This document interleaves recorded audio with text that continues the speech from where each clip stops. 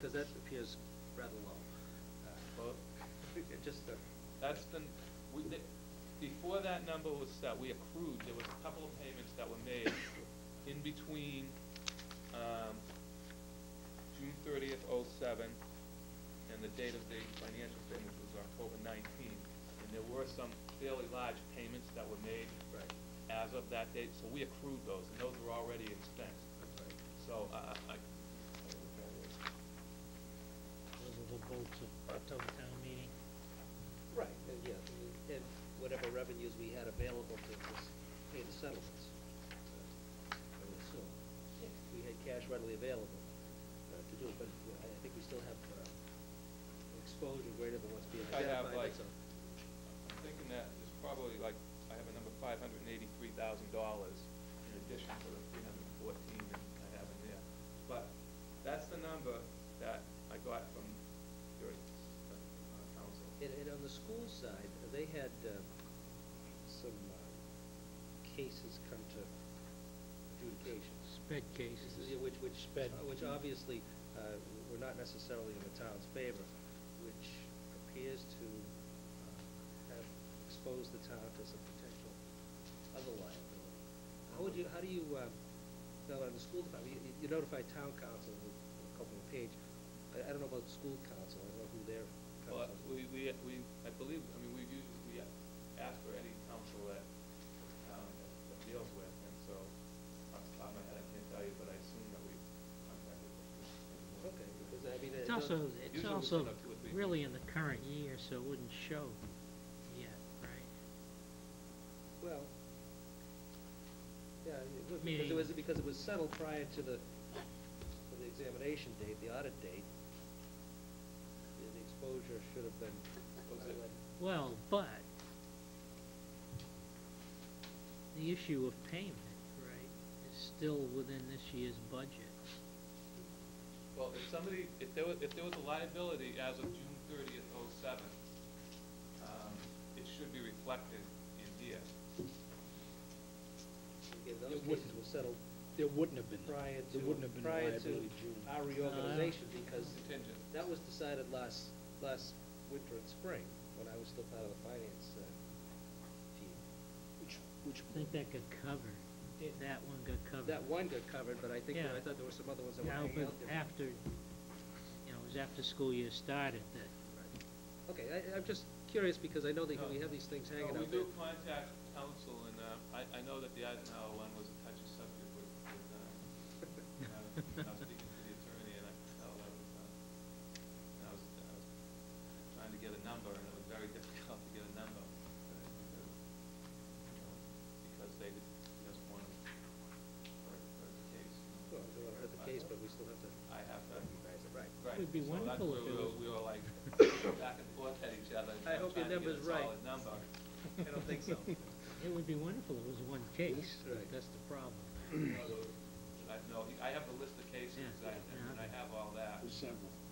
Okay. The other question I have is in relation to, well, two questions. One is relation, we had the assessor in last week presenting her budget, and the issue of personal property taxes, and how we go about collecting it and assessing what they have. And we're having this spike and drop, and we just went out and did a knock on the door visitation, and all of a sudden the assessed value of the personal property taxes was way up, which is a good thing for the town.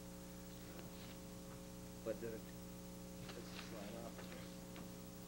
Any comment in relation to our practices there? Well, personal property is one of the toughest things to collect because you can't lien it. This is just my opinion. My opinion is the towns would be better off, you know, from an entity town perspective, if, not the taxpayers, but if there was no personal property and it just became part of the real estate, because you can collect it easier. Because it's personal property taxes, you can't attach it to a property, you can't go into tax title, and so if they don't collect it, there's really no, and somebody, if you had a business in downtown area, and they just decided not to pay their personal property tax, there's no real next step for you. If they go out of business, and they just go walking away, they don't live in town maybe, and even if they did live in town, you can't attach personal property tax to their real estate tax. So We probably use the old desk somewhere, but, you know, if you're Yeah. able to get. yeah, so it's tough one to collect, and it's kind of almost a self-assessing piece. There's something called a form of lists that people fill out on, so they assess themselves on it, and unless assessed to go out and check it. But in most places, that's, when you look at things, I mean, it's probably one of the hardest things to collect. Deputy collectors don't even want to touch it. There's not much they can do with it. Fairly small dollars too. It's small. Yeah, relatively. It is hard. And then the only other areas that I have questions on is in relation to Middlesex retirement, how that's factored in and how we do it, and then anything coming up that you can think of in relation to employee benefits, we might have to start covering the forecasted costs. Yeah, the health insurance for retirees. That's been in my management letter for the last couple of years. There's something called Governmental Accounting Standard Board Statement Number 45, and I would have addressed it again, but you've already got in your budget an appropriation to have an actuary come in. It's for the health insurance for the retirees, and there's an unfunded liability out there right now, and because everybody who's retired, it's kind of like the unfunded pension liability was years ago. You're not contributing. People are going to end up retiring here, and you haven't done anything to fund your share of their health insurance. The numbers are staggering. One of the towns I do, I'm sure they don't mind mentioning it, I'm going to use it, but it's the town of Lincoln, not that big a town, and their annual required contribution in order to fund the current employees, the prior employees, and the unfunded liability is $5 million a year. So it's staggering. I mean, so people aren't doing much with them. Some places are trying to just do something so that they can say that they're making some kind of funding effort at least. But my best example of how this is working is I have this little water district that probably has under 10 employees, and they have a superintendent who retired when he was 55 years old. They have Blue Cross, Blue Shield, Master Medical, Dental. Probably more than that now. It was a $25,000 payment for a family plan, and he had a family plan. And so he's retired, and they pay 100%. They don't have even a split. So if he can stay on, and they don't even have that, you have to bump over to Medicare later. So he could be on that for 20 years and cost them $500,000 or more. That's without it going up, and that's one employee. So the liability for that one employee is $500,000. So you can see how when you start getting Right, and again, we have people who are retiring younger and living longer. right, So that and you're going to owe. Yeah. Well, there's a lot of talk about different ways that people are funding, and some of them. There was like one town out in Utah that even said we're not doing any more defined benefit plans. Anybody who's retired, we're doing defined contribution plans, and they're only contributing a certain amount of money, not paying 75% of a plan. I mean, I don't know if that's where it's all going to go, but there's a lot of people that are very concerned with. That's where it's gone for business. Yeah. Businesses, they, all move that direction, Yeah. but the government is very slow to.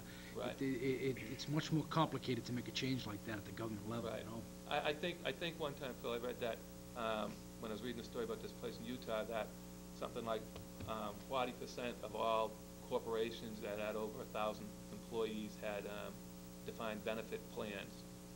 Until there was something like we have GASB, there was something that required them to report the liability commercials, and then it went down to like 17% that had the defined benefit plans. I might be wrong with the numbers, but the concept is there that that's what happened. So again, I just look at that as another contingent liability that we have hanging out there. Well, it is, but that's not required to be reported in 2009 for you guys. And what happens is until 2009. Until 2009, we have. Right around the corner. Yeah, that's right.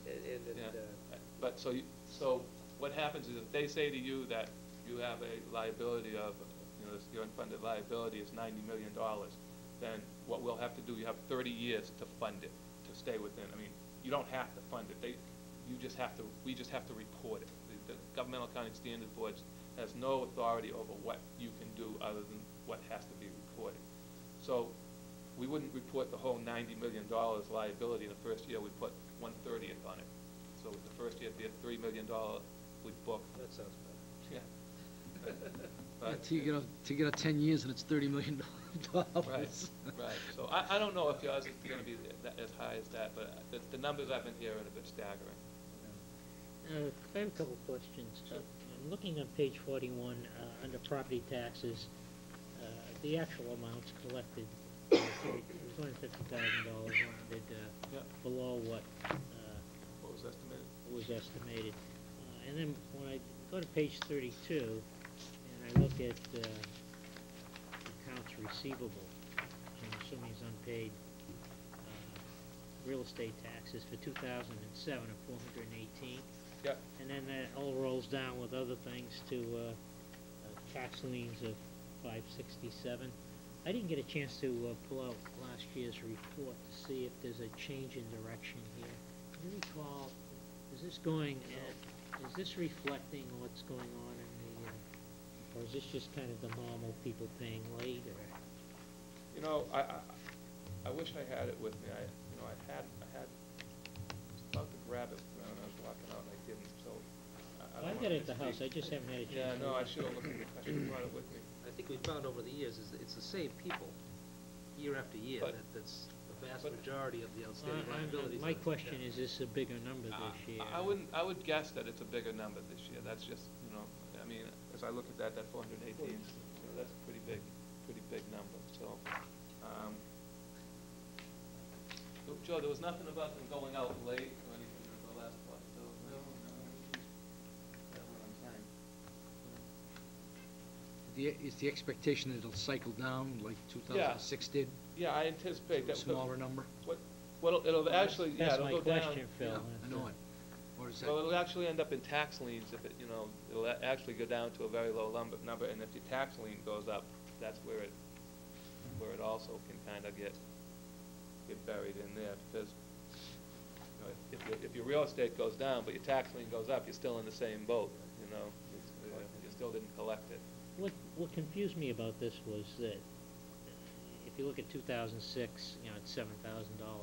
Is that a receivable, or is that a lien at this point? Well, it's probably receivable, it's still, it's. So it hasn't been converted to a lien at Tax this point? lien, yeah. Otherwise, it would be just in this Yeah, summary. it could be down like sometimes if they're in taxes and litigation, then you can't lien them, Mhm. and if somebody's like, I mean, those are relatively small yeah, numbers. yeah. Yeah. But if you look at the personal property, it's the same, you know, like Yeah. you're asking, it's like just, Is there something we should be doing? I mean, these aren't big numbers either, but if you look at 2000, that's the largest liability year for personal property taxes. At some point, should we be charging those things off? yeah, I think that you should eventually get them off the book. How often do? My opinion is you should only have about 5 years on the books. If you haven't collected in 5 years, you're probably not going to collect it. But it's like tough. You know, people don't want to write off $12,000. You say, well, we'll find some way to collect it. But the personal property taxes is just one of the hardest things to collect. It's just there's no real remedy for it right now. We did turn over lists of all outstanding personal property to the deputy collector. It's the one that collects our motor vehicle excise. Personal property, and he's gotten nowhere with them. Because he has no leverage. And we do plan on writing these old receivables off. Any other questions? Greg, you have any? Joe? And just one. The town has done a study about implementing, laying down some sewer lines for the town. And one of the funding mechanisms that we propose, we're thinking about using is sewer betterments. I know you've dealt with them in some of your other communities. Maybe can you just tell us the advantages and disadvantages of a sewer betterment? Thank you. As opposed to what, adding it to the tax bill? Adding it, yes, adding it to the tax bill, Oh. how much you should add to the tax bill. And Well, I've got I have like a couple places to